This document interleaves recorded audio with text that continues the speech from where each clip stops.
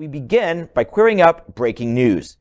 Former DeSantis staffer allegedly created anti-LGBTQ+ video that includes Nazi imagery.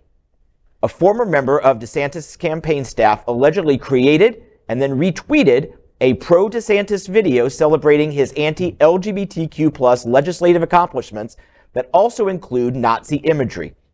Axios alleges that Nate Hochman, a speechwriter on the DeSantis campaign and former writer for National Review, quote, created the video on his own and shared it through a pro-DeSantis Twitter account, according to a person familiar with the matter.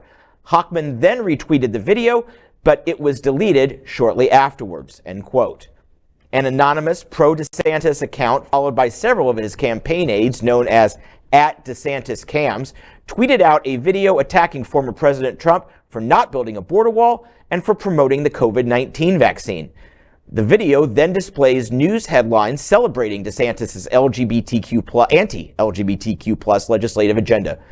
The video ends with an image of DeSantis in the center of Florida's state seal, which then morphs into a rotating sonorad, a European symbol used by the Nazis to stand for their belief in Aryan superiority. According to the Anti-Defamation League, the Nazi swastika is also a form of sonorad. It doesn't hurt me. Do you want to feel how it feels? Do you want to know that it doesn't hurt me? Do you want to hear about the deal I'm making?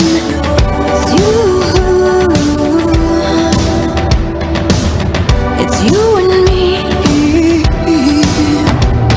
And if I only could, I'd make a deal with God, and I'd get him to swap both places. Be running up that road, be running up that hill, be running up that building.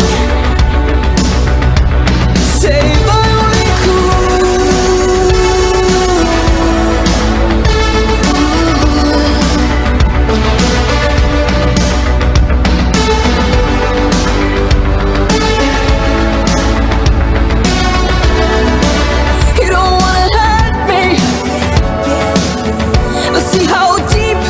lies.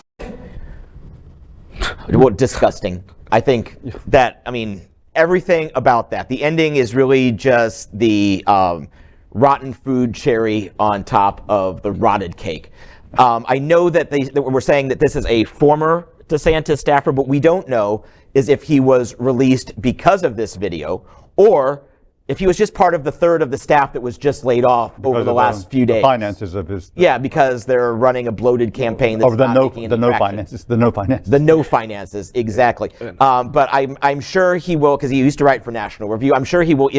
We talked about this before. He will either end up at a pro-DeSantis PAC or get picked up by one of the other deplorable organizations that support Republicans. Yeah. And I wonder why they're using this Kate Bush song. That can't be right. That's an odd choice. I'm sure that Kate Bush would not be happy about it.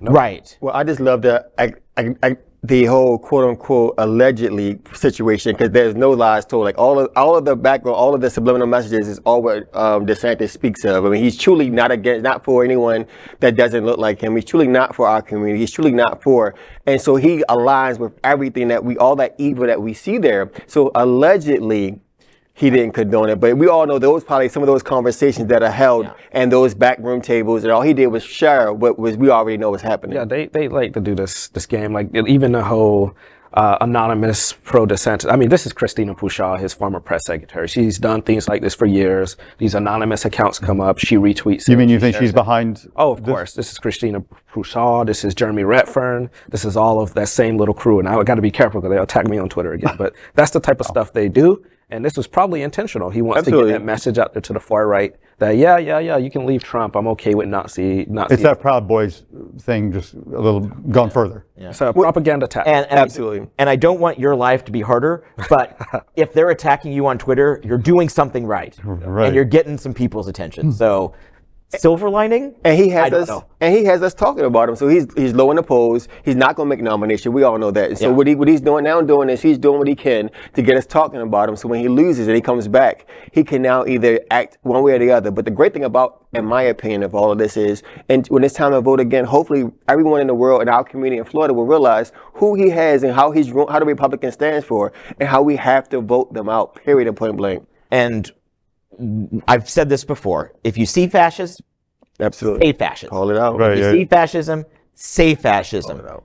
That is just, I mean, you have to absolutely call them out at every single turn. And here's how we know that, even though this isn't an official DeSantis video, this is how we know the campaign is in trouble. Because this might play well with the base. And let's just say, for sake of argument, he gets the nomination. This is not going to play well in the collar counties around Philadelphia or outside of Pittsburgh. This is certainly not going to play well in greater Detroit. And what am I talking about? I'm talking about the counties that swing, the swing counties that swing the swing states. The truly purple, states that are more purple than my shirt. So this will not play. So this is really desperation. This is someone probably trying to gloat and go, oh, look, we own the libs and we got the queers. But really, we all see it for what it is, and that's desperation. We are Queer News Tonight, the world's first and only live daily LGBTQ+ evening news show, brought to you from Happening Out Television Network.